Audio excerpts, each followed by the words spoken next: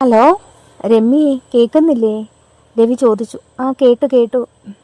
ഇത്ര പെട്ടെന്ന് വേണമായിരുന്നോ അതൊക്കെ? അവൾ ചോദിച്ചു. പിന്നെ പെട്ടെന്ന് വേണം. നാളെ എനിക്ക് എന്തെങ്കിലും സംഭവിച്ചു പോയാൽ നീ വഴിയാധാരമാകരുത്. അത് പറയേണ്ടിയിരുന്ന ആൾ മനോജായിരുന്നു എന്ന് അവൾ ചിന്തിച്ചു. ഒരിക്കൽ പോലും മനോജിൻ്റെ ഭാഗത്തു നിന്ന് അങ്ങനെ ഒരു വാക്ക് വന്നിട്ടില്ല. അതുകൊണ്ട് ഞാൻ നിന്റെ പേരിൽ തന്നെ വീട് വാങ്ങാൻ തീരുമാനിച്ചു, അവൻ പറഞ്ഞു. എൻ്റെ പേരിലോ? രവിയുടെ പേരിൽ വാങ്ങിച്ചാൽ പോരായിരുന്നോ? അത് ശരിയാവില്ല. ഇതേ സംഭവം തന്നെയാണ് എനിക്ക് പറയാനുള്ളത്. നാളെ എനിക്ക് എന്തെങ്കിലും സംഭവിച്ചാൽ എൻ്റെ പേരിൽ ഇങ്ങനെ ഒരു പ്രോപ്പർട്ടി ഉണ്ടെന്ന് പറഞ്ഞാൽ നിനക്ക് അവിടെ നിന്ന് ഇറങ്ങേണ്ടി വരും. നിൻ്റെ പേരിലാണെങ്കിൽ കുഴപ്പമില്ലല്ലോ, നിന്നെ ആരും അവിടെ നിന്ന് ഇറക്കി വിടില്ല. അതുകൊണ്ടാണ് നിൻ്റെ പേരിൽ തന്നെ വാങ്ങാൻ ഞാൻ തീരുമാനിച്ചത്. 1 മാസം കഴിഞ്ഞാൽ വസ്തുവും വീടും എഴുതാം. അപ്പോൾ നീയും കൂടി വരേണ്ട വരും. പൈസ കുറച്ചും കൂടി സെറ്റാവാനുണ്ട്. ഇത്ര പെട്ടെന്ന് ഇതൊന്നും വേണ്ടായിരുന്നല്ലോ രവി. എത്ര രൂപയാണ് വേണ്ടുന്നത്? എനിക്കാണെങ്കിൽ ഈ ജന്മം സ്വപ്നം പോലും കാണാൻ പറ്റില്ല ഒരു വീടും വസ്തുവും. കാരണം ഞാൻ കൂട്ടിയാൽ ഒരിക്കലും കൂടില്ല. അതുകൊണ്ടാണ് ഹോസ്റ്റലിലൊക്കെ നിന്ന് ജോലി ചെയ്യുന്നത് തന്നെ. എനിക്കാണ് ഇപ്പോൾ സ്വന്തമായി വീടും വസ്തുവും. രവിക്കല്ലാതെ ഇതിന് ആർക്കും സാധിക്കില്ല, അവൾ പറഞ്ഞു. കൂടുതൽ തത്വജ്ഞാനമൊന്നും വേണ്ട. വൈകുന്നേരം ഇങ്ങോട്ട് വരുന്നുണ്ടോ? അവൾ ചോദിച്ചു.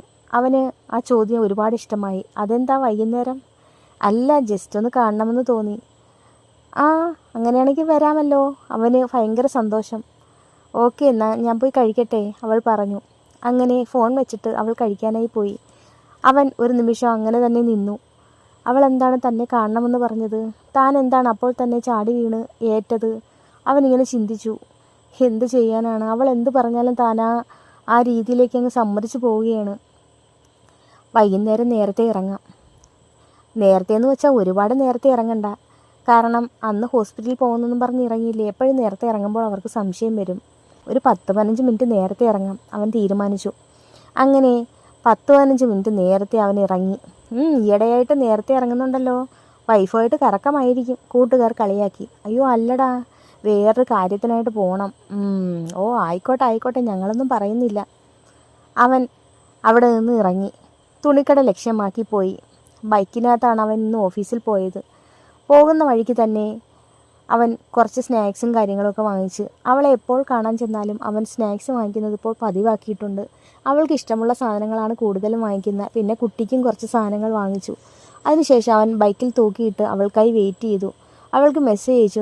ഞാൻ വെളിയിൽ നിൽപ്പുണ്ട്, നീ ഇറങ്ങുന്ന സമയത്ത് എൻ്റെ അടുത്തേക്ക് വന്നാൽ മതി. എവിടാ നിൽക്കുന്നതെന്ന് അടയാളമൊക്കെ അവൻ പറഞ്ഞു കൊടുത്തു. അവൾ ഓക്കെ എന്ന് പറഞ്ഞു. അതിനുശേഷം അവൾക്ക് പെട്ടെന്ന് തന്നെ ഇറങ്ങേണ്ട സമയമാകണേ എന്നായിരുന്നു പ്രാർത്ഥന. അവൻ തൻ്റെ അവസ്ഥകളിലെല്ലാം കൂടെ നിൽക്കുന്നു, സപ്പോർട്ട് ചെയ്യുന്നു, തൻ്റെ കഷ്ടതകളിൽ കൈപിടിച്ചുയർത്തുന്നു.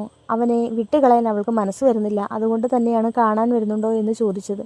ഒരിക്കലും ഇനി പഴയ പ്രണയത്തിലേക്കൊന്നും പോവരുത് എന്ന് അവൾക്ക് ആഗ്രഹമുണ്ട്. കാരണം തന്നെ ഓർത്തിട്ടോ ഒന്നുമല്ല, രവി ഓർത്തിട്ട് തന്നെയാണ്. അദ്ദേഹം കാത്തിരുന്ന് കിട്ടിയ ജീവിതമാണ് അത്. താൻ കാരണം ഇല്ലാതെയാവരുത്. ഒരിക്കൽ പോലും രവിയെ താൻ അങ്ങോട്ട് തേടി പോയതല്ല, അദ്ദേഹമാണ് ഇങ്ങോട്ട് തേടി വന്നത്. പക്ഷെ തേടി വന്നപ്പോൾ വിട്ടുകളയാനും മനസ്സ് വന്നില്ല.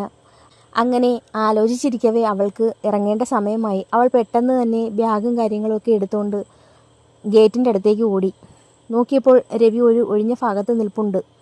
സഹപ്രവർത്തകരൊക്കെ രമ്യയുടെ ഈ രീതി ശ്രദ്ധിക്കുന്നുണ്ട്. പക്ഷേ അവർക്കൊന്നും പ്രത്യേകിച്ചൊന്നും തോന്നിയില്ല. കാരണം ഇവളാണ് ആദ്യം ഇറങ്ങുന്നത് അവളായതുകൊണ്ട് തന്നെ അവൾ കടയിലോട്ട് അങ്ങനെ പോകുമെന്നാണ് അവർ വിചാരിക്കുന്നത്. അങ്ങനെ രവിയോടൊപ്പം ബൈക്കിൽ കയറി അവർ പോകുന്ന പതിവ് റെസ്റ്റോറൻറ്റിലേക്ക് പോയി. അങ്ങനെ കുറച്ചു നേരം രണ്ടുപേരും പരസ്പരം നോക്കിയിരുന്നു, കാര്യമൊക്കെ പറഞ്ഞു, ഫുഡൊക്കെ കഴിച്ചു. അതിനുശേഷം രവി പറഞ്ഞു, ഞാൻ വിളിക്കുമ്പോൾ നിനക്ക് ഫോൺ എടുക്കാൻ ബുദ്ധിമുട്ടില്ലായിരുന്നോ? ബുദ്ധിമുട്ടൊന്നുമില്ല. ആരായെന്ന് സഹപ്രവർത്തകർ ചോദിച്ചു. ഞാൻ പറഞ്ഞു എൻ്റെ ഫ്രണ്ടാണെന്ന് പറഞ്ഞു, കൂടെ പഠിച്ച. കുഴപ്പമൊന്നുമില്ലല്ലോ. എന്ത് കുഴപ്പം? അവർക്കൊക്കെ എന്നെ വിശ്വാസവും ഇഷ്ടവുമാണ്, അവൾ പറഞ്ഞു. സൗമ്യയ്ക്ക് പ്രശ്നമൊന്നുമില്ലേ? അവൾ കരുതുന്നത് ഞാൻ ഓഫീസിൽ പോകുന്നു എന്നല്ലേ. എൻ്റെ സ്ഥാനത്താണ് സൗമ്യ ഇപ്പോൾ ഇരിക്കുന്നത്. രവി കല്യാണം കഴിച്ചുവെന്ന് അറിഞ്ഞപ്പോൾ തന്നെ എൻ്റെ നെഞ്ചിലൊരു നീറ്റലായിരുന്നു. രവി കല്യാണം കഴിക്കുമെന്ന് ഞാൻ കരുതിയില്ല. പിന്നെ നിൻ്റെ അമ്മ കാരണമാണ് ഞാൻ കല്യാണം കഴിച്ചത്. അമ്മയ്ക്കായിരുന്നു നിർബന്ധം. അമ്മ ഒരു സമാധാനം എനിക്ക് തരുന്നുണ്ടായിരുന്നില്ല. എൻ്റെ ജീവിതം പോകും, എൻ്റെ ഭാവി പോകുമെന്നും പറഞ്ഞിട്ടാണ് അമ്മ കല്യാണം കഴിപ്പിച്ചത്. അതിപ്പം നന്നായില്ലേ? അവൾ ചോദിച്ചു. ഇത്രയും സ്നേഹമുള്ളൊരു ഭാര്യയെ നിനക്ക് കിട്ടിയില്ലേ? നീ രവി എന്തൊക്കെയാണ് നീ വിളിക്കുന്നത്? ചേട്ടാ എന്ന് വിളിച്ചുകൊണ്ടിരുന്ന ആളാണ്. ഇപ്പോൾ മനോജെന്നും നീയെന്നും ഒക്കെയാണ് വിളിക്കുന്നത്. അതുകൊണ്ടാണ് രവിയെ അങ്ങനെ വിളിക്കുന്നത്. ആ ഒരു രീതി ഇപ്പോൾ തുടർന്നുകൊണ്ട് പോവുകയാണ്. ഇനി എനിക്ക് ചേട്ടാ എന്നൊന്നും വിളിക്കാൻ വയ്യ, അവൾ പറഞ്ഞു. പിന്നെ സച്ചുമോളൊക്കെ എത്രാം ക്ലാസ്സിലായി? അവൻ സച്ചുവിൻ്റെ കാര്യങ്ങളൊക്കെ പറയുമ്പോൾ വാചാലനാകുന്നത് രമ്യ ശ്രദ്ധിച്ചു. നല്ല കുട്ടിയാണല്ലേ. നിങ്ങൾ വരുമ്പോൾ അവളെയും കൂടെ എന്തായാലും കൊണ്ടുപോവാം, എൻ്റെ മോനൊരു കൂട്ടല്ലേ, അവൾ പറഞ്ഞു. നിന്നെ പോലെ തന്നെ ഇരിക്കുകയാണ് അവൻ. നിൻ്റെ ഇപ്പോഴത്തെ രൂപമല്ല, പണ്ടത്തെ രൂപം. നിന്നെ നോക്കുന്ന പോലെ തന്നെ. അമ്മയ്ക്ക് ആ ഒരു പറച്ചിലുണ്ടായിരുന്നു ആദ്യമൊക്കെ, അവളെപ്പോലെ തന്നെയാണല്ലോ എന്ന്.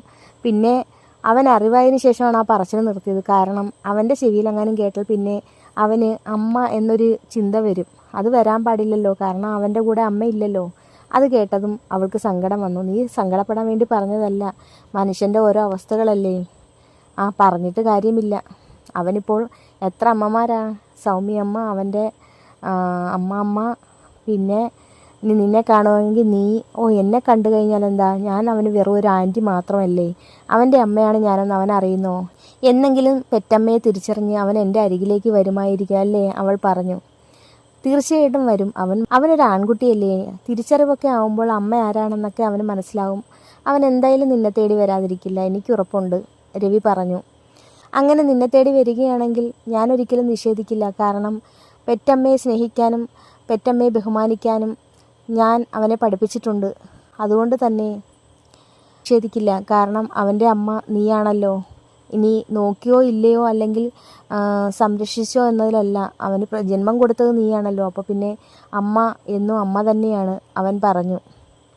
അവൾക്ക് സന്തോഷമായി. നോക്കിയില്ലെങ്കിൽ എന്താ, താൻ വളർത്തിയില്ലെങ്കിൽ എന്താ, തൻ്റെ മകൻ ഇന്നല്ലെങ്കിൽ നാളെ തൻ്റെ അരികിലേക്ക് തന്നെ വരും. അവൾക്ക് ആ ഒരു സന്തോഷം എപ്പോഴും മനസ്സിലുണ്ട്. പണ്ടും ഉണ്ട്, ഇന്നും ഉണ്ട്. എന്നെങ്കിലും ഒരിക്കൽ അവൻ എൻ്റെ അടുത്തേക്ക് വരും. അവനൊരു ആൺകുട്ടിയല്ലേ, തിരക്കി പിടിച്ച് വരും എന്നൊക്കെ ഒരു ചിന്ത. അത് ആഗ്രഹിക്കാനുള്ള അർഹത തനിക്കില്ല എന്ന് അവൾക്ക് നന്നായിട്ടറിയാം. കാരണം സ്വന്തം കുഞ്ഞിനെ പോലും കളഞ്ഞിട്ടാണല്ലോ താൻ പോയത്. അതിനുള്ള ശിക്ഷയെല്ലാം തനിക്ക് 10 മടങ്ങായിട്ട് കിട്ടിക്കഴിഞ്ഞു. ഇപ്പോഴും അനുഭവിച്ചുകൊണ്ടിരിക്കുന്നു.